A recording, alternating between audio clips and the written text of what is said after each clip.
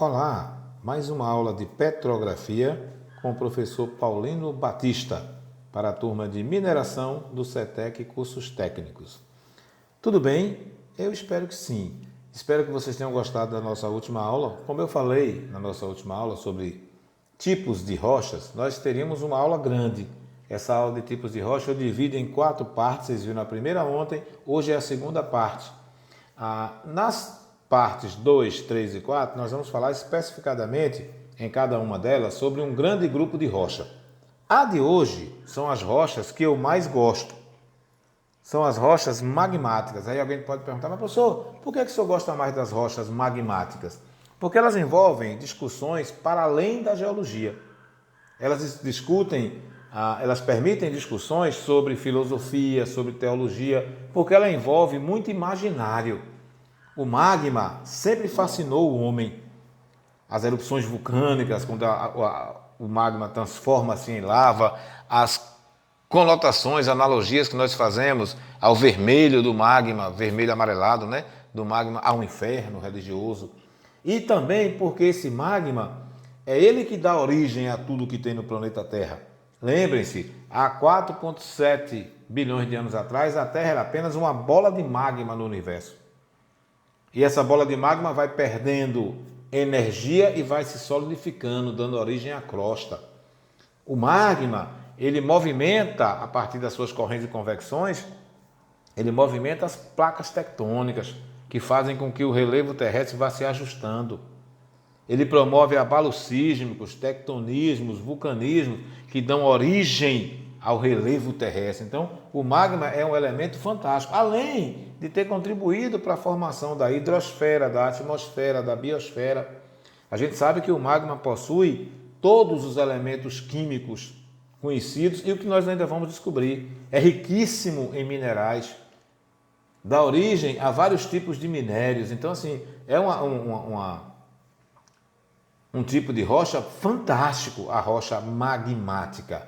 Vamos entender o que são essas rochas magmáticas e por que essa paixão do professor Paulino por elas. Primeiro, o conceito.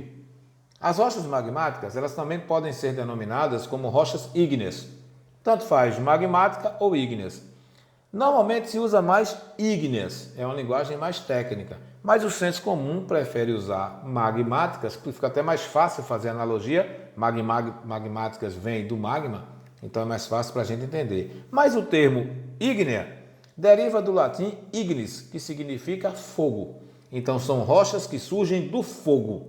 Essa ideia de fogo aí está mais associado à pressão. A pressão no interior da Terra é tamanha que aumenta a temperatura de tal maneira que a rocha derrete, ela funde-se, ela fica no estado pastoso. Então, o magma nada mais é do que rocha no estado pastoso. E aí, quando esse magma solidifica-se, quando ele perde energia, quando ele resfria, ele volta ao seu status natural de rocha sólida. Então, vamos fazer um macete? Rocha ígnea é a origem do fogo, mas é a solidificação do magma. Por isso o nome rochas magmáticas. As rochas magmáticas ou ígnea resultam da solidificação do magma e por isso são consideradas rochas primárias. O que seriam essas rochas primárias? Mole.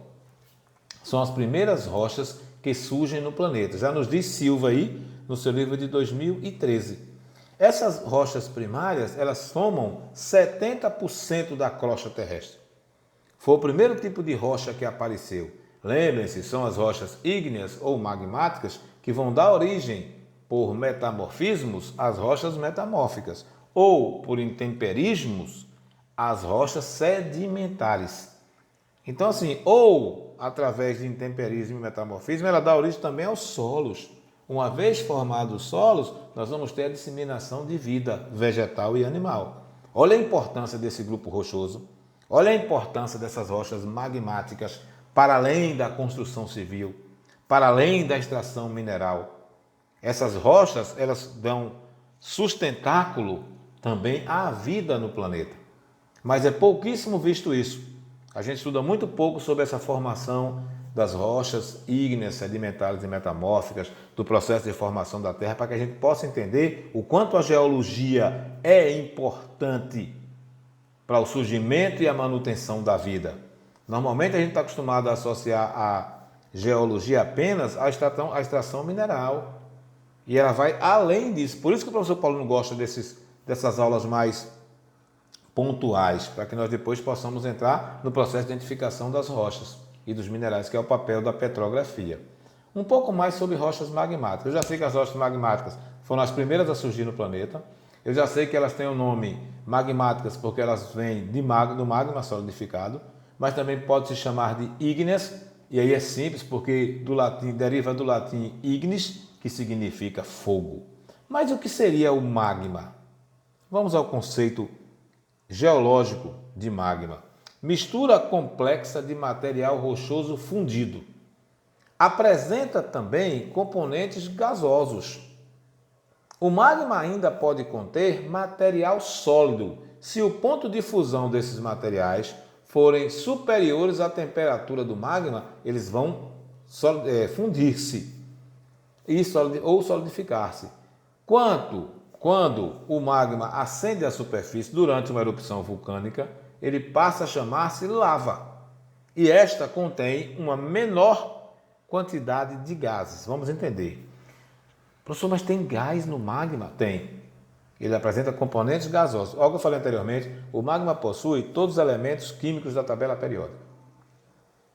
Os conhecidos e os não conhecidos. O magma, durante o seu processo de solidificação, ele vai liberando componentes gasosos que, num passado remoto nosso, deu origem à nossa atmosfera e, por assim dizer, à nossa hidrosfera, né? Porque a chuva vem desse processo de junção de dois gases. 2 moléculas de hidrogênio e uma molécula de oxigênio dão origem à água. Então, lembre-se, o magma é riquíssimo em elementos químicos, ele possui, além dos elementos químicos, ele possui gases. Ele pode apresentar material sólido, mas ele é basicamente rocha derretida.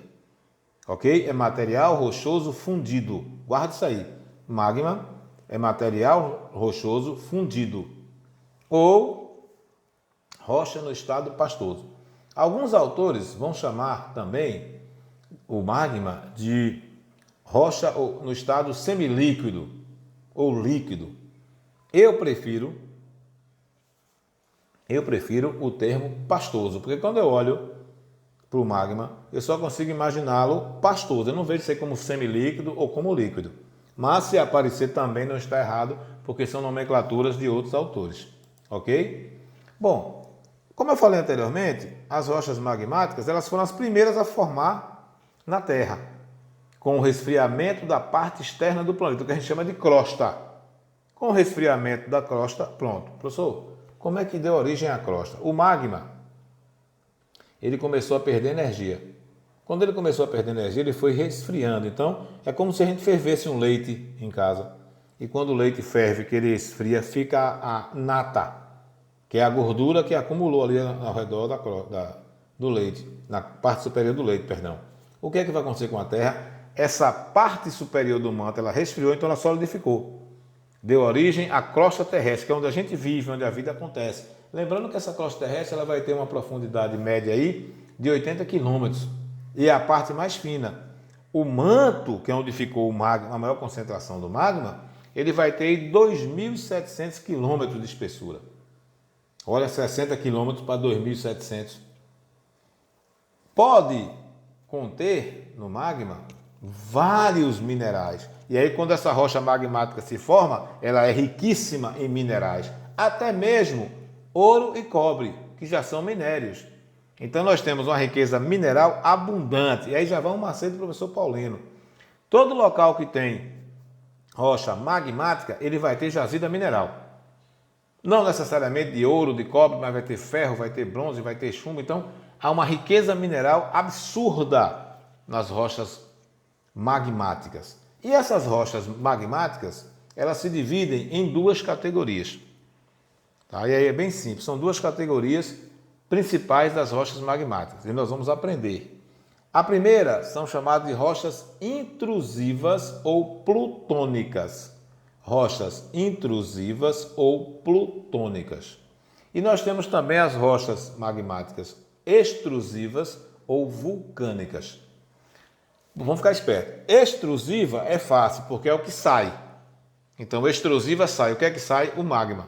Então, é extrusiva ou vulcânica. A intrusiva ela é chamada de plutônica. Cuidado com isso. Plutonismo e vulcanismo, tá? Vão dar origem ao magmatismo. Nós temos dois tipos de magmatismo, que é o surgimento das rochas magmáticas. Ou elas surgem por uma erupção vulcânica, que derrama a lava, e essa lava solidifica, ou ela surge por movimentação do magma também, mas dentro da crosta. Ela solidifica dentro da crosta, que é o processo intrusivo, que nós vamos ver um a um agora, tá? Primeiro, o processo de rochas intrusivas ou plutônicas. Bom, as rochas intrusivas ou plutônicas, elas surgem quando esse magma ele percorre dutos ou diques dentro das rochas e ele não chega na superfície, ele solidifica dentro da crosta terrestre. Não precisa de um cone vulcânico. Então, assim, o magma está lá girando nas correntes de convecção e ele acha uma fenda nas rochas. Então, ele entra nessa fenda. À medida que ele vai subindo nessa fenda, ele vai perdendo energia, a temperatura vai diminuindo e ele vai solidificando. Observe o termo, ele vai solidificando lentamente. Aí ele dá origem a uma rocha ígnea intrusiva, quando não há derramamento de magma, quando não há erupção vulcânica. O magma solidifica-se dentro da crosta, por isso que ele é chamado de rocha intrusiva ou plutônica. Essas rochas intrusivas ou plutônicas, tá? Elas se formam na parte mais profunda da litosfera. Então, nas camadas mais baixas da litosfera. Consolidando as massas magmáticas, como eu falei anteriormente, nas fraturas e nas falhas, mas não chegando a atingir a superfície. Ela solidifica antes de aflorar. O resfriamento acontece de forma lenta com a cristalização de todos os minerais. E aí é simples. Como a cristalização ela é de forma lenta, tá? A gente vai conseguir ver os cristais a olho nu. Nós vamos conseguir ver os cristais a olho nu. Tá? Por quê? Porque os cristais vão ficar visíveis. Como eles tiveram muito tempo para poder se solidificar, eles vão se formando, todos os cristais e minerais bem feitinhos. Apresenta uma estrutura muito maciça. E aí é simples, ó, esses cristais eles vão ficar visíveis a olho nu. Qual é o exemplo, professor? O exemplo é o granito. Aquela rocha que a gente coloca geralmente em mesas de cozinha, que tem os pontinhos pretos. A parte branca do granito são os cristais que foram solidificando. Os minerais que foram cristalizando, perdão. Então você consegue ver os cristais. Na imagem anterior aí, eu mostrei um bloco enorme de um granito. Vamos tentar voltar aqui. Pronto, isso aí é um bloco de granito in natura, como ele é achado lá na crosta, tá? Aí depois ele vai ser cortado e a gente vai perceber aquelas partezinhas brancas e pretas que a gente está acostumado a ver no granito quando a gente trabalha com ele nas rochas que o professor falou. Então, rochas ígneas intrusivas demoram para resfriar, é mais lento o resfriamento, há um processo de cristalização dos minerais, elas são maciças e a gente consegue ver os cristais a olho nu. Essa é as principais características das rochas intrusivas ou plutônicas. Aí na imagem eu botei um exemplo, aí é um GIF, né, da movimentação das correntes de convecção dentro do planeta Terra. Para a gente entender como é que acontece esse movimento para que o magma vá para essas fraturas ou para essas fissuras, né, para acumular-se lá, resfriar e dar origem às rochas magmáticas intrusivas ou plutônicas. Segundo grupo, rochas ígneas extrusivas ou vulcânicas. Rochas ígneas extrusivas ou vulcânicas. Bom, aí eu tenho o exemplo do basalto. Essas rochinhas escuras que vocês veem no fundo aí são basalto. Vamos entender um pouquinho sobre essas rochas ígneas extrusivas ou vulcânicas. Como o próprio nome diz, já é mais fácil. As rochas ígneas extrusivas ou vulcânicas, elas se formam fora da crosta terrestre, na superfície da crosta terrestre. Então, elas precisam do resfriamento da lava dos vulcões. O vulcão entra em erupção, como essa imagem que vocês estão vendo aí, isso aí é lava saindo. Essa lava, à medida que ela vai saindo do vulcão, ela começa a solidificar rapidamente, tá? Tanto o expelido pelo vulcão como o expelido pelas fissuras que tem do lado dos vulcões. a gente vai chamar de derramamento magmático. Esse magma ele vai consolidar mais rapidamente, ele vai esfriar muito mais rápido, porque a temperatura vai diminuir abruptamente. Imagine que ele sai lá de 4, 5 mil graus Celsius, ele vem aqui para fora para 25, 35 graus, então ele resfria muito rápido. Como ele resfria muito rápido, não dá tempo dos cristais se expandirem. Então as rochas extrusivas, elas possuem uma estrutura mais fina, texturas mais finas, então é mais fácil de você rompê-la. O basalto é o exemplo disso. Lembra que eu falei que no granito a gente consegue ver os cristais a olho nu? No basalto não. Por isso que ele tem essa aparência escura. Porque os cristais não são vistos a olho nu. Então, enquanto o granito eu tenho cristais vistos a olho nu, no basalto não. Mas se eu colocar uma lâmina de basalto no microscópio, eu consigo ver os cristais dele. Só com auxílio de microscópio. A olho nu não. Então, o basalto seria uma rocha negra, o granito seria uma rocha branca com pontinhos negros. Esses pontinhos negros no granito é a totalidade do basalto, é o local onde os cristais não foram solidificando-se devagarzinho, lentamente, eles foram solidificando-se muito rápido. Dois tipos de rochas ígneas eu tenho: intrusivas ou plutônicas, extrusivas ou vulcânicas. Eu espero que vocês estejam entendendo, tá? Embora as rochas magmáticas se apresentem em grande variedade, não há uma significativa variação de minerais nelas. Tá? Os minerais eles tendem a se repetir numa quantidade que está aí nessa tabelinha que eu vou trazer para vocês, tá? Da disposição desses minerais, da variação desses minerais nas rochas magmáticas. A tabela ao lado demonstra os principais tipos de minerais que compõem as rochas magmáticas, bem como as proporções em que eles se encontram. Bom, nós vamos ter mais feldspato, depois quartzo, depois piroxênios e anfibólios, depois a mica e os minerais acessórios. Lembrando, nós estamos falando de minerais e não de minérios. A composição mineralógica de uma rocha magmática é basicamente feldspato. É comum a gente achar quartzo, por exemplo, a Serra de Jacobina tem muito quartzo.